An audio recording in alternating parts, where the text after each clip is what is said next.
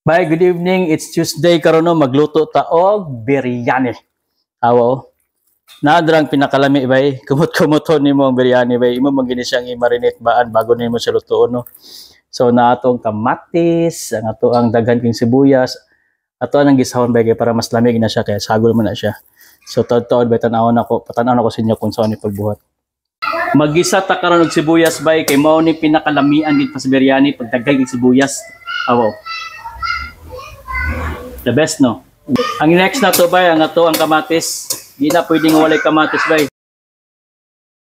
Karon bay ato ni prito itong manok bay pero di na to panang prito nga luto. Kanang moderate lang ba kanang medyo mag brown na siya ba kay para di pud kina maglangsagod ka tong luto ni siya diretso kay pangit man ditong diretso niyo. Igo na sa mag brown sa low heat lang siya nato lutoon. Samtang nagaluto ta ni bay nagaprito ta, siyempre naglungag na pud ta, batigulan to nagana mga cinnamon stick, sa butter, salt, unsa pa. Well, tapos na nga to ang biryani. Tingnan sa siya kung taon to siya. Ano biryani bay? Ha? Ano sa may dulo man ta? Taon na ta.